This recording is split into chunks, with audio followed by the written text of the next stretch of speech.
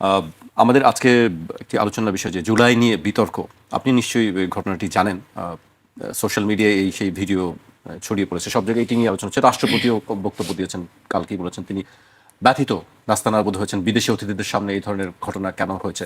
স্বরাষ্ট্রমন্ত্রী কথা বলেছেন, এনসিপি নেতারা কথা বলেছেন, সবাই মানে জুলাই আসলে কার, জুলাই নিয়ে এত বিতর্ক কেন এখনো? ধন্যবাদ। প্রথম কথা হচ্ছে যে মানে সাধারণত অবদান বিতর্কটা বাংলাদেশে নতুন কিছু না। ৭১-এর যুদ্ধ যদি দেখেন দেখবেন যে শেখ মুজিব, শেখ হাসিনা, শেখ পরিবার, আওয়ামী লীগ সেই পথেই কি হাঁটছে সব মানে সবসময়? জাতির খাইসলত তো আপনার সাডেনলি ওভারনাইট মানে বদলানোর কোনো বাস্তবতা নাই। এটা তো এমন না যে আপনার একটু ফু দিয়ে দিলেন, দুইটা সূরা পড়ে আর হলো জিন ভূত চলে গেল আর কি আপনি জাতির যে ঘাট কথাটি থেকে। বলছেন সে কথাটি গলকে আক্তার আহমেদ ঠিক একই কথাই বলেছেন। এবং এখন হচ্ছে আমি যেটা বলেছি যে একটা তদন্ত কমিটি করা দরকার যে এই ঘটনাটা কেন ঘটলো। এবং এটা তো একটা ঘটনা না, গত ৩-৪ দিনে মানে ৩-৪ তারিখে ক্যাম্পাসগুলোতে আমরা যে ভায়োলেন্স দেখলাম, যারা ১৭ বছর একসাথে ছিলেন, একসাথে লড়াই করেছেন কাঁধে কাঁধ মিলায়ে, সেই আওয়ামী হেলমেট বাহিনী যাদের সাথে তারা লড়াই করেছিলেন তারা ফিরে আসছে। এবং কি কি তুচ্ছ ঘটনা নিয়ে এই কাণ্ডগুলো ঘটেছে দেখেন। শুরুর সূত্রপাত হয়েছে মানে তারা ফিরে আসছে হেলমেট বাহিনী? হেলমেট বাহিনী মানে কোথায় ফিরে আসছে? এই যে ঢাকার রাজপথে, ঢাকা আলিয়াতে মারামারির সময় দেখলাম আর কি, আপনার ঢাকা আলিয়া দখলের সময়। এবং দেখেন কি তুচ্ছ বিষয় নিয়ে মারামারি করছে। বেগম রোকেয়া বিশ্ববিদ্যালয়ে শিবিরের তারা কি এক্সিবিশনে ছাত্রদল বা বিএনপিতে যোগ দিয়েছে, আপনার সেটা বলতে চাচ্ছেন? বিএনপির তো মানে এই যে নয়ন, সে তো যুবদলের নেতা, তো মানে হেলমেট বাহিনী যার নেতৃত্বে নামলো ঢাকা আলিয়ার সামনে, বেগম রোকেয়া বিশ্ববিদ্যালয়ে বিষয়টা কি, শিবিরের এক্সিবিশনে একটা টপিক দিয়েছে তারা, যে আওয়ামী আমলে বিচারিক হত্যাকাণ্ডের শিকার যারা, সেখানে তারা জামাত নেতাদের ছবিও দিয়েছে, সালাউদ্দিন কাদের চৌধুরীর ছবিও তারা দিছে। এখন ছাত্রদলের পোলাপান এসে বলতেছে আমার নেতার ছবি এখানে দিছেন কেন? মানে সালাউদ্দিন কাদের চৌধুরী কি প্যাটার্ন করা নাকি, বিএনপি কি প্যাটার্ন করছে নাকি, ট্রেড লাইসেন্স করা কিনা, যে এই নামটা এইটা এই কোম্পানি ছাড়া এই নাম কেউ মুখে নিতে পারবে না, কেউ তুলতে পারবে না, এটা নিয়ে কেউ কথা বলতে পারবে না। রাজনীতির বিষয়ে তারা বোধ করেছে। আপনার ভালো না লাগলে আপনি আরেকটা করেন না, আরেকটা এক্সিবিশন করেন, আরেকটা প্রতিবাদ করেন, সেটা নিয়ে তুলকালা মারামারি করে টোরে আবার কাউন্টার শিবিরও এটার যা রিয়াকশন দেখানোর সেটা করেছে। জগন্নাথ বিশ্ববিদ্যালয়ে ক্যাম্পাস ট্রান্সফার হবে, আপনি জানেন পুরাতন আমলে, অনেক আগের প্ল্যান, নদীর ওই জি। পারে ৪,০০০ কোটি টাকার এখানে ডেভেলপমেন্ট ওয়ার্ক আছে, যেটা ধাপে ধাপে ১০০ কোটি টাকার রিসেন্ট কাজটা যাচ্ছে, এরপরে এটা আরো বাড়বে। সেইটা নিয়ে আপনার সংসদ, জগন্নাথ নির্বাচিত সংসদ বিশ্ববিদ্যালয়ের, তারপরে হচ্ছে ইনকিলাব মঞ্চ, শিবির, সাধারণ ছাত্রছাত্রী সবাই চাচ্ছে এই কাজটা সেনাবাহিনী করুক। সেনাবাহিনীকে দিয়ে সিভিল অ্যাডমিনিস্ট্রেশনে কাজ করানো উচিত কিনা এটা আর একটা আলাদা তর্ক, কিন্তু তারা চাচ্ছে এটা হোক এখানে, তাহলে চাঁদাবাজি থাকবে না এবং কাজটা প্রফেশনালি হবে, ভালো হবে বলে তারা বোধ করছে। ছাত্রদল এটা ভিন্ন জিনিস চাচ্ছে, এটা নিয়েই গন্ডগোলের সূত্রপাত। এবং দেখেন যে নির্বাচিত ছাত্র সংসদের জিএস এজিএসকে কীরকম মানে পাবলিকলি আপনার মারধর করা হয়েছে, তারা চিকিৎসা নিতে গেছে, হাসপাতালে নিয়ে মারধর করেছে। এইটা সূত্রপাতে দেখেন ঢাকা আলিয়া দখল করতে আসছে যুবদল ছাত্রদলের লোকজন এসে পুরো হেলমেট পরে। এরপরে ঢাকা কলেজে শহীদ পরিবারের সাথে শিবিরের দোয়া মাহফিল, ওখানে ব্যানার টানায় মারামারি। তারপর বরিশাল বিশ্ববিদ্যালয়, তুলারাম কলেজ নারায়ণগঞ্জে।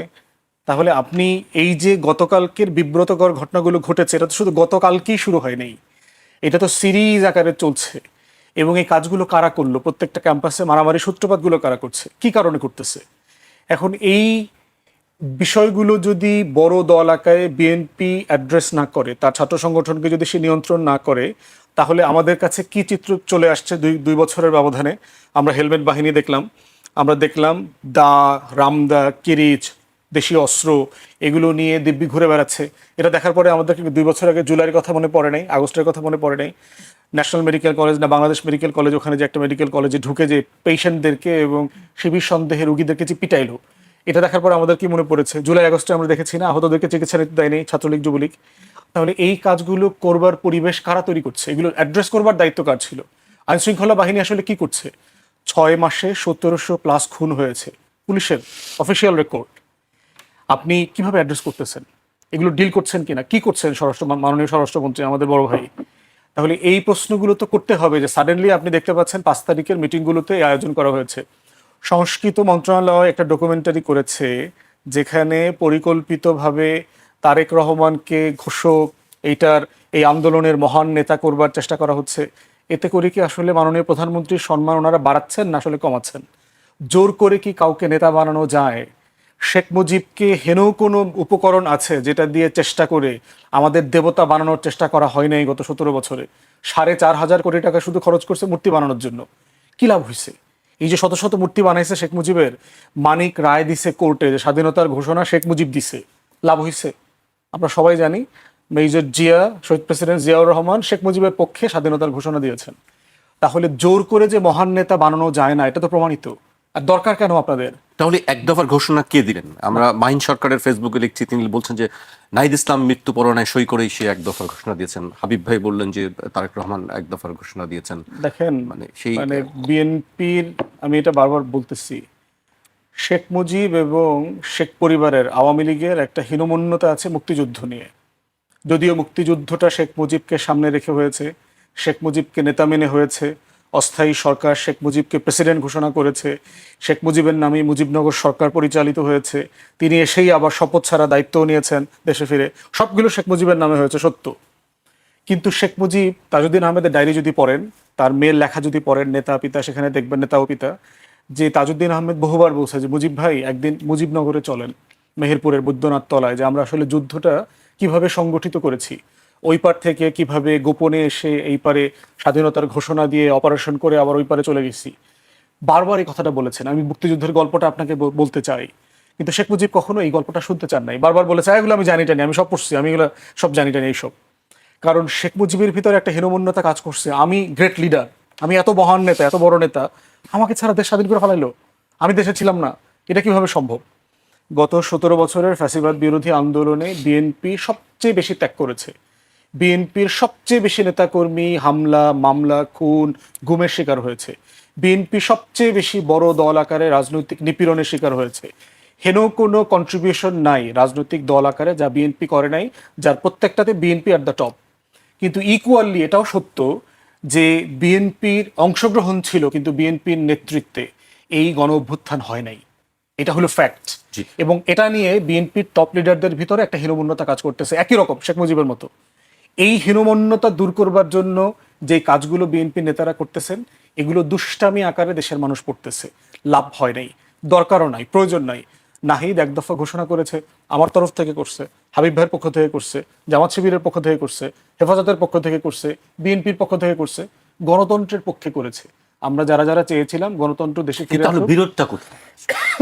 হীনমন্যতা। তাহলে আপনি যে বলছেন যে সবার পক্ষ থেকে নাহিদ ইসলাম, মাতব্বরিটা যে আমি তো করলাম না, আমার দলের ব্যানারে তো এটা হয় নাই। সিম্পল জিনিস, এই ইগোই তো রাষ্ট্রকে ধ্বংস করে দেয়। পৃথিবীতে সব যুদ্ধের সূত্রপাতটা কি দিয়ে হয়েছে? এই যে ট্রাম্প গত 4 মাস ধরে যে ইরানে অ্যাটাক করে যাচ্ছে, বিষয়টা সোর্সটা কি? ইগো, সিম্পলি ক্ষমতা দেখানো, দাপট, দখল, সম্পত্তি কে নিয়ন্ত্রণ করে দেখাই দিব, ভেনেজুয়েলার মাদুরে উঠায় নিয়ে আসছি, খামিনিরে মাইরা ফালাইছি, তোরেও মাইরা ফালামো, এটা করবো ওইটা করবো। এই ইগো হইলো আমাদের সমস্যা। জাতির নেতৃত্বের জন্য আমাদের সবার এই ব্যাপারে আমাদের অনেক বেশি জেনারেস হওয়া দরকার।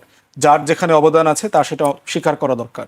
বিএনপির বাইরে যারা আছেন কন্টিনিউয়াসলি বিএনপিকে এই ব্যাপারে ভিলিফাই করা, বিএনপিকে নিয়ে টিটকারি করা, এটা বন্ধ করতে হবে। অশালীন ভাষায়, যেটা হাবিব ভাই বলেছেন, অশালীন ভাষায় বিএনপির গুরুত্বপূর্ণ জাতীয় নেতৃবৃন্দকে গালাগালি করা, কথা বলা, এগুলো বন্ধ করতে হবে। রাজনৈতিক সমালোচনা আমরা সারাদিন করব, হাবিব ভাইয়ের সাথে আমরা সারাদিন দ্বিমত করব, ওনার কথা, ওনার বক্তব্য, ওনার পলিসির বিরোধিতা করব, কিন্তু ব্যক্তিগতভাবে কারো বংশ পরিচয়, ছেলে মেয়ে বউ পরিবার নিয়ে কথা বলাটা খুবই অসভ্য। এক দফার ঘোষণা কে দিয়েছে? আপনি তো বলছেন নাহিদ দিয়েছেন। আমি আপনার কাছে আবারও আসবো। আপনি নিশ্চয়ই শুনেছেন ব্যারিস্টার আসাদুজ্জামান ফুয়াদের বক্তব্য। আমি আমার বক্তব্যে বলেছি, উনি তখন ছিলেন না। আমরা অনেক আগের থেকে এক দফাই আমাদের আন্দোলনের মূল বিষয় ছিল। এরা আনুষ্ঠানিকভাবে এরা যখন টিভি অফিস থেকে একটা মুসলিকা দিল, বাধ্য হয়ে দিক যেভাবেই হোক, তখন তারা বলেছিল যে আমরা সরকার পতনের আন্দোলনের সাথে নেই, আমরা ভাঙচুর, অগ্নিসংযোগ, বিশৃঙ্খলার সাথে আমরা সম্পর্কিত না। এটা তারাই বলেছে, এটা আছে। এইটা যখন তারা দিল, তখন আমি আত্মগোপনে ছিলাম। আমি সেখান থেকে একটা ভিডিও করলাম, ভিডিও করে ভিডিওটা ছেড়ে দিলাম। কী করলে তোমরা আত্মহত্যা করলে? আমাকে তো 90 সালে জাতীয় পার্টির বা এরশাদের সঙ্গে বসানোর জন্য কত চেষ্টা করেছিল, যে মন্ত্রিত্ব দেবে, টাকা দেবে, পয়সা দেবে, গাড়ি দেবে, বাড়ি দেবে। কোনটাই যখন রাজি হলাম না, তখন বললো যে আপনাদের বুলেট অপেক্ষা করছে। তাহলে ওইটা প্রিয় জিনিস, ওইটা আমি খেতে রাজি আছি। আমি ক্যাম্পাসের বাইরে মিছিল ছাড়া বের হতাম না। আমি জানি যে আমাকে, সেখানে আমি 1 নম্বর টার্গেট ছিলাম। তাই বললাম যে আমি তো ক্যাম্পাসে বিয়ার লাশ হিসাবে পড়ে থাকতে পারতাম, তা আমি তো আত্মসমর্পণ করলাম না। আর তোমাদের আন্দোলনকে কেন্দ্র করে কত শিশু বাচ্চা মারা গেল, বাড়িতে থেকে মারা গেল, রাস্তায় মারা গেল, নিরীহ মানুষ মারা গেল, তোমাদের ধরে নিয়ে আসলো, সবাই জানলো, দেশ জাতি সবাই দেখলো, তোমাদের একটা আঙ্গুল কাটারও ক্ষমতা সরকারের নেই, সেখানে তোমরা এই কাজটা কেন করলা?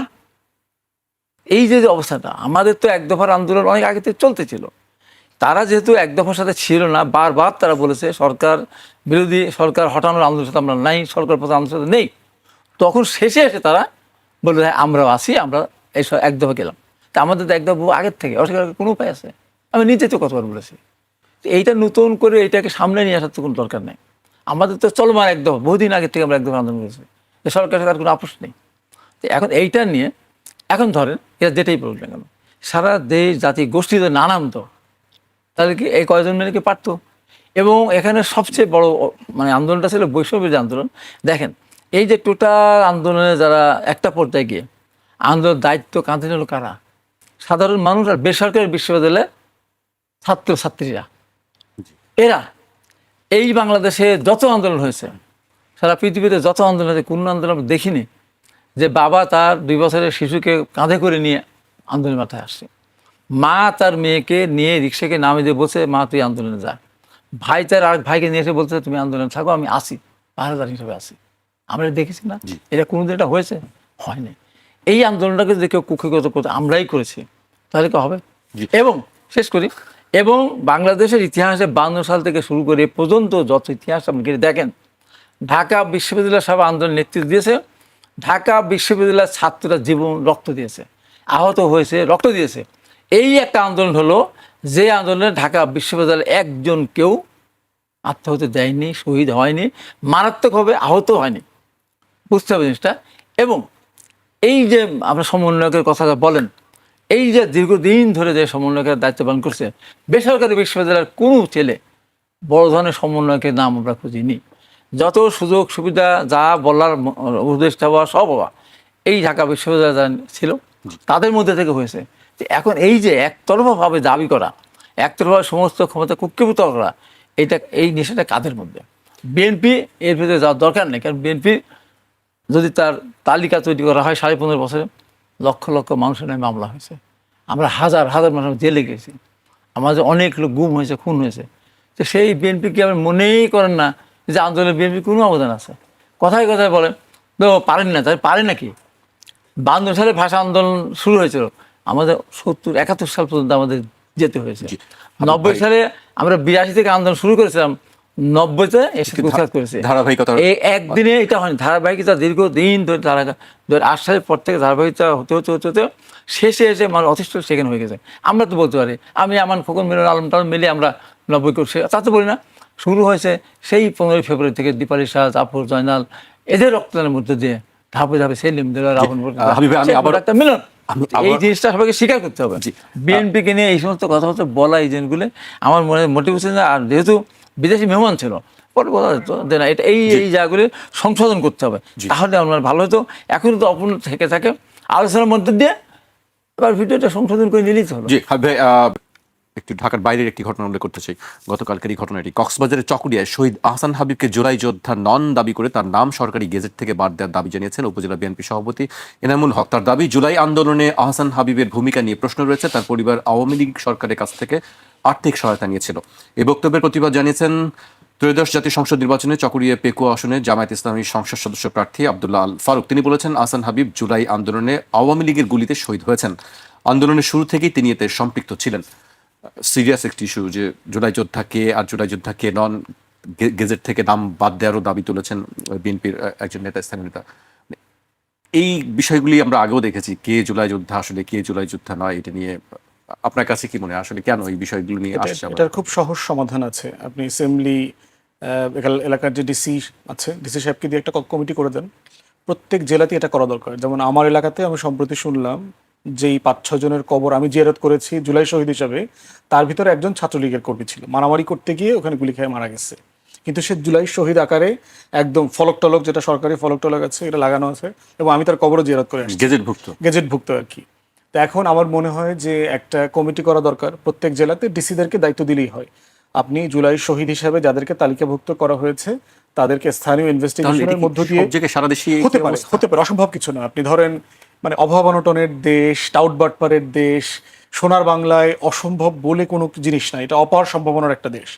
আপনি রোড অ্যাক্সিডেন্টে মারা গেছে এমন লোকও জুলাই শহীদের তালিকাতে আছে, ট্রিটমেন্ট নিতে ঢাকা মেডিকেলে আসছে আন্দোলনের সময়। তো এটা বিশাল সুযোগ পেয়ে গেছে, একই সময় আসলে তো আহত হয়েছে কথা সত্য, জুলাই যুদ্ধে আছে। তার একই টাইমে আন্দোলনের সময় তার মেডিকেল এভিডেন্স আছে, এরপরে হচ্ছে যে ওই মেডিকেল এভিডেন্স জমা দিয়ে সে আপনার তালিকাভুক্ত হয়ে গেছে। আবার বহু শহীদ তালিকাভুক্ত হতে পারে নাই কারণ তার মেডিকেল এভিডেন্স নাই, শর্তের ভিতরে আছে। কারণ ওই সময় জানেন যে অনেক হাসপাতাল চিকিৎসা দিয়েছে, কাগজ দেয়নি, সরকার বলে দিয়েছে যে কাউকে ট্রিটমেন্ট দেওয়া যাবে না। এই বিষয়গুলো কি আগে ঠিক করার দরকার ছিল না? সেটা না করে আমরা করছি যে আসলে কার হ্যাঁ ছিল, যে আমরা এবং এটা বারবার দাবিও করেছি যে একটা কমিটি করা, ছাত্রদেরকে দিয়ে শহীদদের তালিকা করার যে দায়িত্বটা সরকার দিয়েছিল অন্তর্বর্তীকালীন সরকার, এটা একটা ভুল সিদ্ধান্ত ছিল। এটা আসলে একটা জাজকে দিয়ে একটা হাই পাওয়ার্ড কমিটি করে দেওয়া দরকার ছিল, যাদের অধীনে ছাত্ররা হয়তো কাজ করতে পারতো। কিন্তু সেটা না করে, যেমন ধরেন ছাত্র যদি ডিসিকে ফোন দিয়ে বলে যে আপনার এখানে কে কে শহীদ হয়েছে আপনি আমাকে বলেন, মানে আপনি জুলাই অভ্যুত্থানে যাই করেন না কেন, আপনি তার ছেলের বয়সী, তো ডিসি আপনার কথা কেন শুনবে? তো এই বাস্তবতাটা আমার কাছে মনে হচ্ছে যে এটা ইমিডিয়েটলি সমাধান করে ফেলা দরকার। তা না হলে 71 ব্যবসার যে ঘটনাগুলো ঘটেছে, ওই চেতনা ব্যবসাগুলো আগামী কয়েক বছর পরে মোটা দাগে ফিরে আসবে।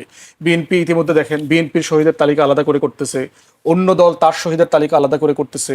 এটা খুব ভয়ঙ্কর ব্যাপার। কোনো দলকে শহীদের তালিকা আলাদা করে করতে দেওয়া যাবে না, দলকে করতে দিলেই এখানে ব্যবসার প্রশ্ন চলে আসবে। ইতিমধ্যে দেখেন সরকারের প্ররোচনায় শহীদ পরিবারের এক অংশকে দিয়ে সোসাইটি করেছে, শহীদ পরিবারের আহত পরিবারের আরেক অংশ দিয়ে অ্যাসোসিয়েশন করেছে। মানে এটা ডিফারেন্ট মন্ত্রণালয় চালাচ্ছে, সরকারের বিভিন্ন গ্রুপ এটা চালাচ্ছে।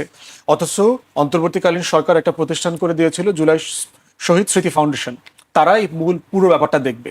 সেখানে আবার ফান্ডিং অফ করে দিয়েছে আমলারা, মুক্তিযুদ্ধ মন্ত্রণালয় টাকা দিচ্ছে না, গত 5-6 মাস ধরে সেখানে বেতন পাচ্ছে না। সরকারের কথা ছিল 300 কোটি টাকা দিবে পুনর্বাসনের জন্য, 100 কোটি টাকা দেওয়ার পরে আর টাকা দিচ্ছে না। তো এই কাজগুলো আমরা 71-এর বাস্তবতার পরেও শিখি নাই। আমার কাছে মনে হয়েছে সময়টা পার হয়ে যায় নাই, খুবই রিসেন্ট ঘটনা, 2 বছর।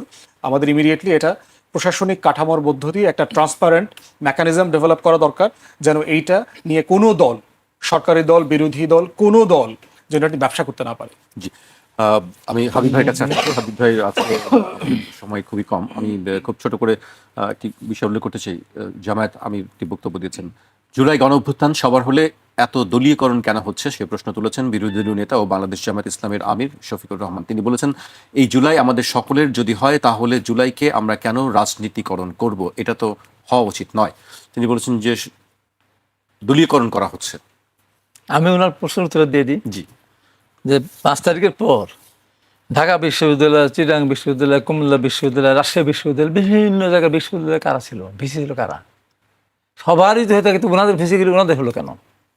প্রশাসনে আমি যে নির্বাচনটা করলাম, ওখানে আমার ডিসি ছিল জামাত, ইউনো জামাত, দুই বাজার ইউনো জামাত, কেন? এই যে তারা বলতেছে যে তাহলে সবার, তাহলে ওরা তো সব নিজেদের করে নিয়েছিল, সে কথা মনে ছিল না। আজকে খুব পরিষ্কার যে জিনিসটা বলতে চাই যে আহসান ফুয়াদের সাথে ওই ক্ষেত্রে আমি একমত যে স্বাধীনতা যুদ্ধের পর আমার নিজের চোখে, আমি তো মুক্তিতে গিয়েছিলাম, লাস্টে আমার হায়ার ট্রেনিং যখন দিবে তখন আমাদেরকে বলে দেয় আপনি দেশে ফিরে যান, আমাদের সার্টিফিকেট দিতে যায়নি, এখনও নেই। ও যারা মুক্তিতে বিরোধ করেছে অনেক আছে, বিরোধ করে রাজাকার, তার মুক্তির সার্টিফিকেট নিয়ে আপনার একের পর একটা তাদের ছেলে মেয়েদের চাকরি বাকরি করে দিয়েছে। সেটাই সম্ভাবনাটা কি আমরা সেটা দেখতে চাই না। যেমন ওইটা বলেছে বিএনপির ওই নেতা, সেটা সঠিকভাবে যদি বলে থাকে অবশ্যই সেটা তাকে বাদ দিতে হবে। ঠিক তেমনিভাবে এরকম যারা ওই যেটা বললো চিকিৎসা নিতে এসেছে বা অন্য কোনো অ্যাক্সিডেন্ট হয়েছে, আপনি বলছেন বিএনপি নেতা বলছেন যে ছিনি জুলাইয়ের জন্য, কিন্তু তার পক্ষে তো আরেকজন আছে যে জামায়াত বলছেন যে সেটা এখন তার নিরপেক্ষ এখন বিচার করুক। যদি বিএনপির দাবি যদি অসত্য হয় তাহলে ওইটা সত্য হবে, আর যদি সত্যি প্রকৃতপক্ষে তুলে দেওয়া হয় তাহলে বিএনপি দাবি প্রত্যাহার করে নেবে, এরকম পরিষ্কার কথা। এখন কথা হলো যে আজকে আমরা যে জায়গায় যাচ্ছি, স্বাধীনতা যুদ্ধের পথে আমরা দেখলাম যে এখন অসহনীয় একটা জায়গায় আমরা চলে যাচ্ছে।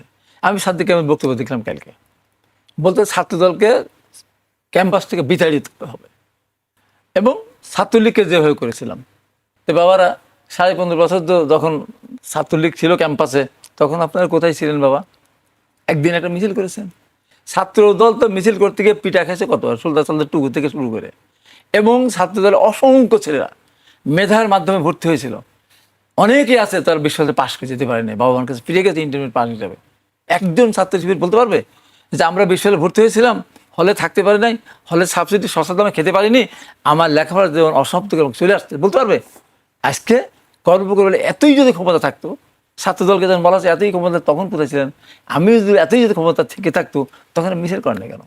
এই যে কথায় কথা বলে এই আন্দোলনের মধ্যে বিএনপি সবচেয়ে লাভবান হয়েছে, আমি বলছি নো, বিএনপিতে আগে 3-4 বার ক্ষমতা ছিল, এই তো এই সরকারকে যেতেই হতো, 15.5 বছর না 17.5 বছর না 18.5 বছর থাকতো, যেতেই তো হতো, তো তারপর বিএনপি আবার রাষ্ট্রীয় ক্ষমতা আসতে পারতো। আপনারা কোথায় হতেন? আজকে যে সবচেয়ে সুবিধাভোগী আপনারা হয়েছেন, আপনারা বিভিন্ন উপদেষ্টা হয়েছেন, বিভিন্ন চিন্তা করেছেন। যারা হয়েছে তারা কি তাদের উপর অসম্মান করে বলতেছে না, বোঝানোর জন্য বলতেছে। যারা কোনো কলেজ, কোনো ক্যাম্পাসে কোথাও কোন নেতাই ছিল না, বরঞ্চ অনেকে যে সাজিদ আলমের বক্তব্য শুনতেছে তারা সব ছাত্র ছিল অনেকেই। তো তারা বলে যে আমাদের কারণে, আমাদের কাছে বেশি পেয়েছেন তো আপনারা। জামাত আছে, যে জামাত 78টা আসন পেত কোনোদিন? ডক্টর ইউনূসের সহানুভূতি না পেত, এই এনসিপি যদি না পেত, আজকাল না পেত, জামাত কেন এত সিট পাবে? এই দেশে অবদান কি আছে তাদের? বলবেন যে হ্যাঁ আপনাদের সাথে ছিল আন্দোলন, হ্যাঁ আমাদের আন্দোলন ছিল, তাই ব্রিগেড স্বাধীনতার বিরোধিতা করেছে, সেটা ভুলে যাবো? আজকে এই যে রংপুর যেটা রক্ষা বিশ্ববিদ্যালয় ঘটনা ঘটলো, অবশ্যই অবশ্যই আমি বলবো সালাউদ্দিন কাদের যদি যুদ্ধ অপরাধী ছিল না, তাকে যদি ফাঁসি দেওয়া হয় সেদিন আমি চ্যালেঞ্জ করেছিলাম, আমাকে অ্যারেস্ট করতে গিয়েছিল, কেন থাকবে সে? 73 সালে দেশে ফিরে এসেছে, আব্দুল কুদ্দুস মাখন তাকে সার্টিফাই করেছে, সে বিদেশ ছিল। এবং সালাউদ্দিন কাদের কিউসি যে সমুদ্রগামী জাহাজ, এই কিউসি নাম দেওয়া 32 নম্বর থেকে তৎকালীন প্রধানমন্ত্রী। রাশিয়াতে গো মানার জন্য টোটাল দিয়েছিল তাদেরকে। এর এক সময়ের কথা মনে রেখেছিল, যখন উনি ইতে যেতেন, চিরাং যেতেন, খাওয়াই দাওয়া আসার সময় রাজনীতির কথা টাকাও দিয়ে দিতেন। তো সালাউদ্দিন কাদের চৌধুরীর ছবি কেন নিজামী সাহেবের সাথে এদেশে থাকবে? তারা তো শিক্ষিত। স্বাধীনতা যুদ্ধে যদি কেউ বলতে পারে যে জামাত ইসলাম স্বাধীনতা যুদ্ধের পক্ষে ছিল এবং বিপক্ষে ছিল না, কালকে মেজর আখতারুজ্জামানের সাথে আমার একটা টক আছে অনলাইনে, আমি বলে আখতার বলেন তো, সারা পৃথিবী নিয়ে এসে আপনি বলেন জামাত স্বাধীনতার পক্ষে ছিল, প্রমাণ করতে পারবেন? আর কোনো কিছু আমি বলো জামাত স্বাধীনতার বিরুদ্ধে ছিল। কীভাবে? যারা আল বদর সৃষ্টি করেছিল, রাজাকার সৃষ্টি করেছিল, শান্তি কমিটি সৃষ্টি করেছিল, এবং 54 বছর তারা একদিনও তারা সবার স্মৃতির সাথে যায়নি। এইবার গিয়েছিল তার বিরোধী দল। তাই যে 21শে ফেব্রুয়ারি বা যে 21শে ফেব্রুয়ারির মধ্যে যে শহীদ মিনারের গর্ভে জন্ম হয়েছে, বাংলাদেশে জন্ম হয়েছে, সেখানে কোনোদিন জানি তারা। এইবার তারা গিয়েছিল, যখন সাংবাদিক জিজ্ঞাসা করেছে যে আপনি কি শহীদদের প্রতি শ্রদ্ধা নিবেদন করতে এসেছেন, উনি বলেছেন যে এখন রাষ্ট্রীয় শিষ্টাচার কালচার, আমাকে রাষ্ট্রীয় বিরোধী দল নেতা। তারা যদি এখন এতগুলি আসন পর পর উল্টা যদি এবার তারা ক্লেম করে যে তাদেরকে হারিয়ে দেওয়া হয়েছে, বিএনপি ভোট চুরি করেছে, বিএনপি ভোট পাবেই। আমি যেমন চ্যালেঞ্জ করে বলতে পারি আমার এখন ভোট রাতের বেলা সিল মারা হয়েছে, আমি একদম প্রমাণ করে দেবো। তো এই যে অবস্থাতে এখন এই কথা 7 দিন 6 মাস হলোই না, আপনি টাইম দিয়ে দিচ্ছেন যে এই কদিনের ভিতরে আপনাকে চলে যেতে হবে ক্ষমতা। ঠিক আছে, চলে যাবো বিএনপি। আপনি আসবেন ক্ষমতায়, আপনি আসে কীভাবে চালাবেন? আপনাদের কীভাবে চালান? আজকে অনর্থক যে কথাগুলো বলছে, গ্যাস 15.5 বছর আওয়ামী লীগ গ্যাস উত্তোলন করেনি। এখন কি এমন জিনিস যে বাজারে গেলাম, ওইয়ের দোকান থেকে মিষ্টি কিনে চলে আসলাম, একটা গ্যাস উত্তোলন করতে হবে, তার তো একটা সময় দরকার আছে। আপনি যদি ক্ষমতা আসতেন, তাদের উদ্দেশ্য বলতেছি, তাহলে ইরানকে আক্রান্ত হতো না? না, বাংলাদেশে জামাত ইসলাম ক্ষমতা এসেছে, এই ট্রাম্প বলবে না ইরানকে আক্রমণ করতে যাওয়া যাবে না, তার কারণে তেলের সংকট হলে আমার জামাত ইসলামের ক্ষতি হবে, এমনকি কোন কথা? এই যে দেশ মতো কথাবার্তা, দেশ মতো ভাষা, আমি বলছি এই ভাষা পরিহার করতে হবে। ম্যাডাম জিয়া মারা গেছেন, শহীদ রাষ্ট্রপতি জিয়া রহমানকে নিয়ে কথা বলে, পর কি বলে যে খুনি স্বৈরাচার জিয়াউর রহমান, ম্যাডামকে বলে তুমি টাকা আত্মসাৎকারী বেগম খালেদা জিয়া, তারেক রহমান করলে খুনি চোর, কি সব স্লোগান দেয়। এখান থেকে সরে আসতে হবে। যদি মনে করে থাকে যে আওয়ামী লীগকে সাথে করে নিয়ে অস্থিরতা সৃষ্টি করে তারা ক্ষমতায় যাবে, সেটা কিন্তু হবে না। বরঞ্চ কী হবে, আজকে আমরা একটা সময় দেখেছি, এই যে দীর্ঘদিন যখন এরা ক্ষমতা ছিল, এর সাথে বিভিন্ন মুক্তিযুদ্ধকে দাবি করতো না। আওয়ামী লীগ যখন ক্ষমতা আসে তখন সবাই মুক্তিযুদ্ধ দাবি করেছে, তাই এখন আওয়ামী লীগ মুক্তিযুদ্ধের পক্ষে শক্তি। এখন আজকে সবাই আমরা জুলাই যুদ্ধ হওয়ার জন্য আমরা নিজেরা না হয়েও জুলাই যুদ্ধ পরিস্থিতি যাচ্ছে। কোনো কারণে, আল্লাহ না করুক, এটা আমরা চাই না, কোনো কারণে যদি আমাদের এই ভুল বুঝাবুঝি, আমাদের এই সমস্ত অসমান আচরণ, এই সমস্ত কারণে যদি কোনো অঘটন ঘটে, সেদিন জুলাই যুদ্ধ বলে কেউ স্বীকার করুন আমি জুলাই যুদ্ধ ছিলাম, ওই পরিণতির দিকে আমরা যেতে চাই না। ওই পরিণতির দিকে আমরা যেতে চাই না। এখনো মনে করি আসুন সবাই মিলে আমরা সামনে একটা সুন্দর দেশ গড়ি, ভুল ভ্রান্তি যা হচ্ছে সব আমরা পরিত্যাগ করি। আমি একেবারে শেষ পর্যায়ে চলে এসেছি, আমি ফরাদ ভাইকে দিয়ে শুরু করতে চাই। ছাত্রদল শিবিরের মধ্যেই হঠাৎ করে সংঘর্ষ কেন, মুখোমুখি অবস্থান নিতে হলো কেন? একেবারে শেষ পর্যায়ে চলে এসেছেন। মানে ওইটা তো ক্যাম্পাস টু ক্যাম্পাস আলাদা আলাদা রিজন। বেগম রোকেয়াতে একটা কারণে হয়েছে, জগন্নাথ বিশ্ববিদ্যালয়ে অন্য কারণে হয়েছে। বাট মোটা দাগে হচ্ছে যে বাংলাদেশের ছাত্র রাজনীতি তো সহিংসতা মুক্ত না, ক্যাম্পাস দখলের রাজনীতি আছে, কার নেতৃত্বে আছে, ক্ষমতার বড়াইটা দেখানো, ক্ষমতা দেখায়া, ভোট দেখায়া, ফার্স্ট ইয়ার সেকেন্ড ইয়ারে ইয়াং ছেলে মেয়েদেরকে রিক্রুট করা, এই যে কাঠামোগত আপনার রাজনীতির কালচার ক্যাম্পাসগুলোতে বিরাজ করছে, তো এই জন্য আমি বরাবরই বলেছি যে ক্যাম্পাসকে সকল ধরনের রাজনীতি মুক্ত করতে হবে। দলীয় রাজনীতি করতে পারবে না, কোনো দলের শিবিরও করতে পারবে না, ছাত্র দলও করতে পারবে না, ডান বাম কোনো পলিটিক্স ক্যাম্পাসে চলবে না, ক্যাম্পাসের বাইরে কোনো শিক্ষক পলিটিক্স করতে পারবে না, কোনো কর্মকর্তা কর্মচারী পলিটিক্স করতে পারবে না। শুধুমাত্র রাজনৈতিক পার্টিসিপেশন হবে ছাত্র সংসদের মাধ্যমে প্রত্যেক কলেজ বিশ্ববিদ্যালয়ে, যেখানে কেউ প্যানেল নির্বাচন করতে পারবে না। ব্যক্তি ছাত্র তার মেধা যোগ্যতা দিয়ে পদের বিপরীতে সে নির্বাচন করবে। ঠিক একইভাবে যদি এই কালচার এবং টিএসসি এই কালচারটা যদি আপনি ক্যাম্পাসে আনতে পারেন, তাহলে লেখাপড়ার মান বাড়বে।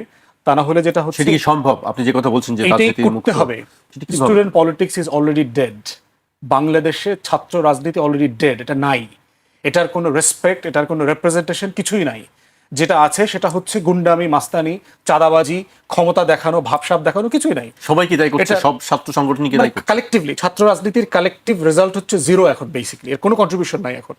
এই জন্য হচ্ছে আপনাকে নির্বাচিত সংসদের প্ল্যাটফর্মে যাইতে হবে, শুধু সংসদ। এই সংসদের মধ্য দিয়ে যারা ব্যক্তিগতভাবে কোনো দলের যদি ছেলেপেলে হয় তাকে বেছে নেবে, ছাত্রছাত্রীরা বেছে নেবে। তা না হলে আপনি ক্যাম্পাসে লেখাপড়ার পরিবেশ ফিরিয়ে নিয়ে আসতে পারবেন না। বাংলাদেশে এমপি মন্ত্রীরা বড় বড় দলের আমার গ্রামের গরিব কৃষক পরিবারের ছেলেমেয়েদের জীবন নিয়ে বিশ্ববিদ্যালয়গুলোতে খেলতেছে। মরে কে, জেলে যায় কে? মানে আপনি একটা জীবনকে শিবির আকারে ভাবছেন, একটা জীবনকে আপনি ছাত্র দল আকারে ভাবছেন, একজন আরেকজনকে হত্যা করছেন। কিন্তু মারা যাওয়ার পরে ওই মানুষটা আসলে কার? ওই কৃষকের তো, ওই কুদ্দুস বয়াতির তো, ওই গরিব মায়েটার তো। তাহলে রাষ্ট্র আকারে তো আপনি প্রত্যেকটা জীবনের স্যাংটিটির দায়িত্ব তো আপনার। অতএব সেই জায়গায় আমরা বোধ করছি। এবং দেখেন তো, বিএনপি আওয়ামী লীগের বড় এমপি মন্ত্রী যারা ছিল গত 50 বছরে, কার ছেলে মেয়ে পলিটিক্স করছে? কার ছেলে মেয়ে? একজন দুজনের, 5 জনের নাম বলেন যে এরা এত ফজিলতের একটা কাজ বিএনপি আওয়ামী লীগের এমপি মন্ত্রীরা তার ছেলে মেয়েদেরকে ওই কলেজে ভর্তি করায় দিয়ে আসে না। আর এইটা কইরা আমি এমপি মন্ত্রী হয়েছে, যা তোরে আজকে ছাত্র দলে ছাত্রলীগের নাম লেখায় দিয়ে আসলাম। ওইটা তো করে না। ভালো স্কুল কলেজে আমিও পড়ছি, আমার পোলাপানও তো পড়ে। আপনার বাপ মা ভালো স্কুল কলেজে পড়ে থাকলে আপনাকে তো স্কুল কলেজে পাঠায়। আমরা নামাজ পড়লে সওয়াব হয়, বাপ মা নামাজ পড়লে সওয়াব হয়, পোলাপানরা তো মসজিদে নিয়ে যায়। তো ছাত্রদল ছাত্রলীগের নাম লেখায় না কেন? এত ফজিলতের যদি জিনিসটা হয়ে থাকে। কিন্তু দেখেন সেকেন্ড থার্ড জেনারেশনের ওই এমপি মন্ত্রীর ছেলেমেয়েরা ঠিকই এসে এমপি হইতেছে, মন্ত্রী হইতেছে। ক্যাবিনেটে কত ফেস দেখেন তো। জীবনে কোনোদিন এই ছাত্র দলের পোলাপানের মতো এই গাড়ির সামনে পিছনে টোকাইয়ের মতো দৌড়াইছে কিনা? এমপি মন্ত্রী হইলো কেমনে? কি কাজ করছে? বহু এমপি মন্ত্রী হয়েছে, আমরা তো কোনোদিন দেখি নাই একটু ঘাম ঝরাইছে। ছাত্র দলের হাজার হাজার নেতাকর্মীর ভিতরে তার গত 17 বছরে কোনো অবদান আছে ফ্যাসিবাদ বিরোধী আন্দোলনে? দেশেও ছিল না, এরা এমপি মন্ত্রী হইলো কিসের ভিত্তিতে হইলো? তাহলে আপনি আসলে কাদের জীবন নিয়ে খেলতেছেন?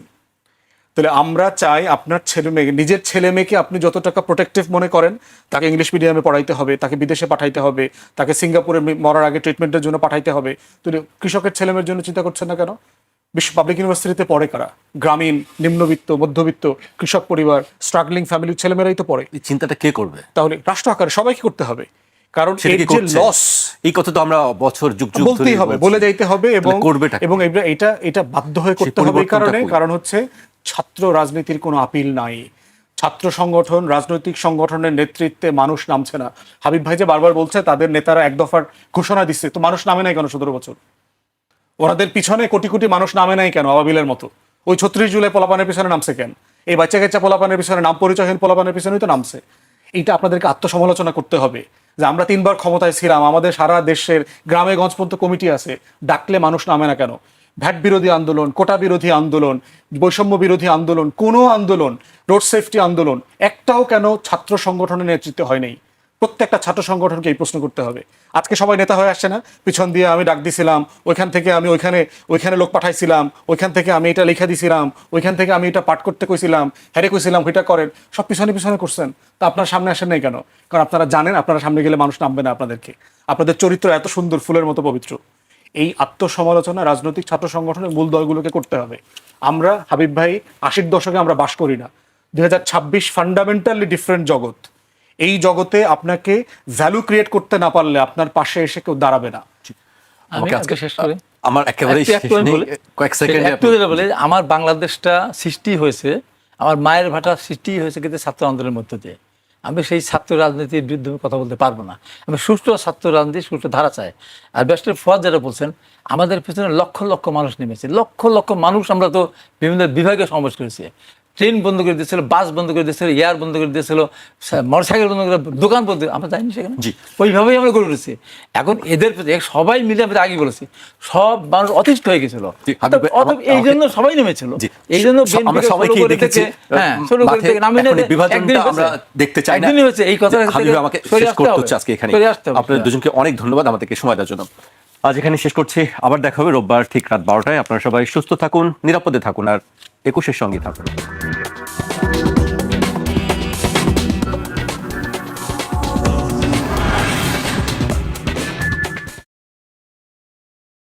হাবিব ভাই, আমরা গতকাল কে দেখেছি যে গণ অভ্যুত্থানের দ্বিতীয় বর্ষপূর্তি উপলক্ষে সারা দেশেই নানান কর্মসূচি ছিল, অনুষ্ঠান ছিল।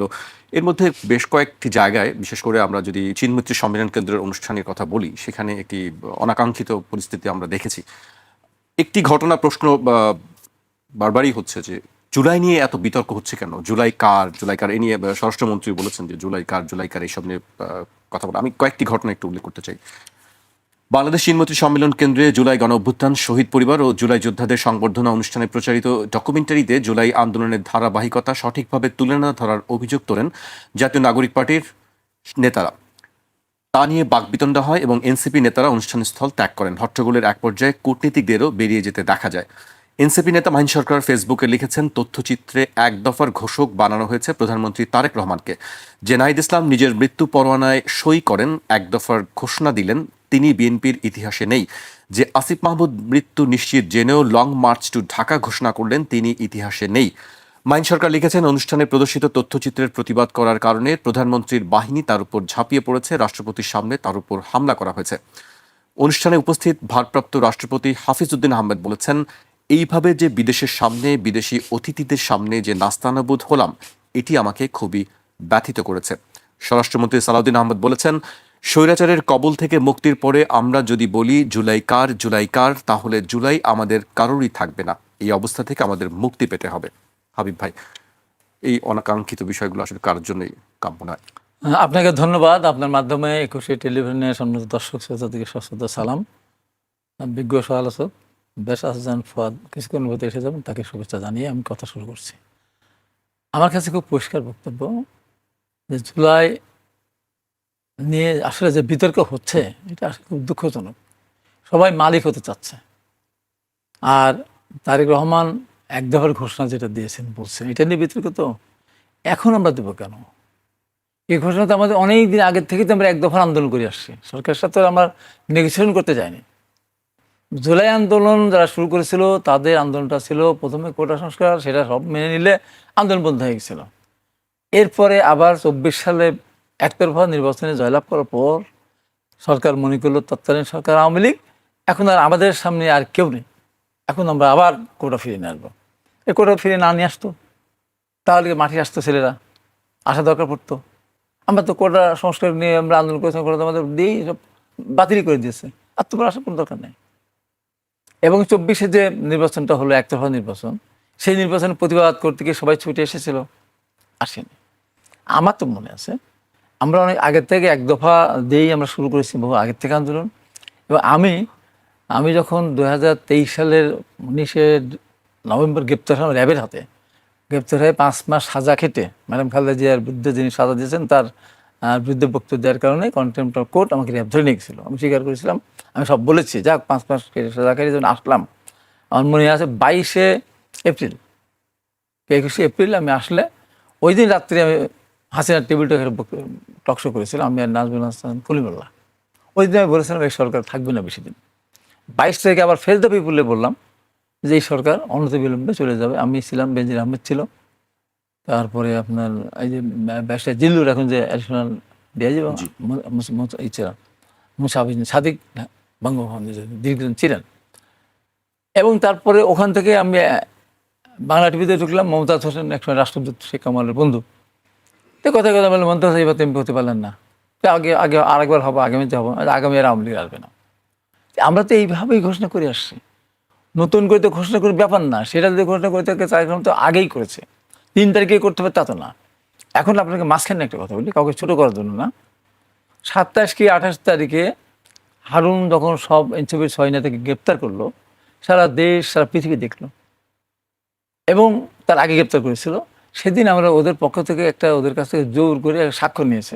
কী ছিল সেই বক্তব্য কী ছিল, যে আমরা সরকার পতনের আন্দোলনের সাথে আমরা নেই, আমরা ভাঙচুর, অগ্নিসংযোগ, বিশৃঙ্খলা সৃষ্টির সাথে এই দায় আমাদের না বলে দিল। সেদিন যদি বাইরে যারা এই যে বেসরকারি বিশ্ববিদ্যালয় ছিল, তার আগে থেকেই মাঠে ছিল এবং তার কিছু সমন্বয়ক যারা ছিল তারা, এবং সেদিন যদি মাহবুবুদ্দিন খোকন, ব্যারিস্টার মাহবুবুদ্দিন খোকন, তারপর আমাদের ওর নাম কি, আপনার যে চ্যানেল 24 যে করে সঞ্চালন করে ব্যারিস্টার অ্যাডভোকেট তানজিল নাকি, এরা যদি সেদিন না দেয়, তো আসিফ নজরুল্লাহ সহ আরও আমাদের ঢাকা বিশ্ববিদ্যালয়ে আমাদের যে কিছু শহীদ ভাই যারা ছিল, ওরা যদি সেদিন না নামতো রাস্তায়, তাহলে কোথায় যেত? থাকতো আন্দোলন? থাকতো। এখন এটা সবার সম্মিলিত প্রচেষ্টার মধ্যে দিয়ে হয়েছে। দীর্ঘ 15.5 বছর যে জার্নি, লম্বা জার্নি, এখানে যদি সরকার যদি একদম সুন্দরভাবে দেশ চালাতো, যদি কোনো এখানে উদ্যোগী না হতো, গুম খুম এগুলো না হতো, ভোটারবিহীনভাবে যদি নির্বাচন না হতো, তাহলে কি মাঠে আসতো? মাঠে এসেছে মানুষের তাগিদে মাঠে এসেছে। তখন একটা রিক্সাওয়ালা দেখছে আমি যা কামাই উপার্জন করি তাই জন্য শুনতে না, এক বাদাম বিক্রেতা তার কি কাম পাচ্ছিল। মানুষ অতিষ্ঠ ছিল, সেই অতিষ্ঠ থাকার পরিপ্রেক্ষিতে সব মানুষ নেমেছে, আমরা সফল হয়েছে। এইটা নিয়ে বিদেশিদের সামনে কালকে যেটা হয়েছে, অনেক সময় অনেক দিনে নিজের দেশের সম্মান রক্ষার্থে সেফ হয়ে যেতে হয়, পরবর্তী সময় কোনো কথা থাকলে সেটা বলা যেতে পারে। কিন্তু এই যে বিদেশিরা চলে গেল এখান থেকে, এবং আমি আজকে পরিষ্কার করে বলি যে এই যে ঘটনা যেটা সূত্রপাত হতে যাচ্ছে, সরকারের বয়স 2 মাস না হতে টেনে নিয়েছে না হবো, আর সময় যাওয়া যাবে না, প্রস্তুত হও। আওয়ামী লীগকে 36 দিনে ইন্ডিয়া পাঠিয়েছি, 6 ঘন্টার ভিতরে বিএনপিকে বিদায় করে দেবো। এই যে সমস্ত কথাবার্তাগুলো, উদ্ভট কথাবার্তাগুলো বলার মধ্য দিয়ে এই যে অনাকাঙ্ক্ষিত জায়গায় যে আমরা যাচ্ছি, আর যে সমস্ত ভাষা, কী ভাষা আমরা শুনলাম, কী ভাষা শিখলাম, এইটা কি জুলাই শহীদদের কবর থেকে তাতে কষ্ট পাচ্ছে, যেখানে ভাষা বলি আমরা। প্রধানমন্ত্রীকে নিয়ে যা তা বলা হচ্ছে, তার মেয়েকে নিয়ে বলা হচ্ছে, ম্যাডামকে নিয়ে বলা হচ্ছে, জিয়া রহমানকে নিয়ে বলা হচ্ছে, কর্নেল অলি শেষ পর্যন্ত ওই 11 দলে জটিল ও বলেই ফেলেছে শেষ পর্যন্ত, যাদের মা বাবার ঠিক নাই, পরিচয় নেই। চয়ন আসলে রাজনীতিতে এটাও কালকে যেটা হলো, আমি ওখানে ছিলাম না, তো আমি গেছিলাম রায়ের বাজার বাধ্যভূমিতে, যেখানে ধুলায় শহীদরা যেখানে আছে সেই কবরে আমি গিয়েছিলাম। আমি ওদিকে যাইনি, পরবর্তী সময় আর রাষ্ট্রপতি ওখানে আমি যাইনি। তো যেটা আমি যতটুকু শুনেছি জেনেছি, এবং কালকে প্রত্যক্ষদর্শী ছিল একজন নাফিজা বিন সরোয়ার, নর্থ সাউথের কে নর্থ সাউথ ও ছাত্রী, ও গুলিবিদ্ধ ছিলাম, ও যেটা বললো নিজ চোখে দেখা, তাতে আসলে আমাদের কালকে যে রাষ্ট্রপতি যে কথা আক্ষেপ করে বলেছে বিদেশিদের সামনে, এটা আসলে খুবই এখন কথা হলো কি, যে এমন একটা ভাবখানে এসেছে, কথা সবই বলতে হবে, সবইকে যা বলো তাই হবে, এরকম একটা ভাব, এবং কখন কোন কথা কোথায় বলতে হবে এটা যেন ভুলে গেছি। কাকে ছোট করা যাবে, কাকে বড় করা যাবে, কখন কোন কথা বলতে হবে। আরে আওয়ামী লীগ তো দীর্ঘ 15.5 বছর জোর করে ক্ষমতায় ছিল, গুম খুম অনেক অনেক করেছিল, বিএনপিকে তাই করেছে। আমি বিএনপি 3 মাসের মাথা 4 মাস, কালকে বক্তব্য দিচ্ছে যে রেডি হন আপনারা, আচ্ছা রেডি হবে, সরকার ধরুন চলে গেল, আপনি কি দেশ চালাতে পারবেন? সবার সম্মিলিত প্রয়াসী দেশের সামনের দিকে এগিয়ে যেতে হবে। হাবিব ভাই, আপনার কাছে আমি আবারও আসবো।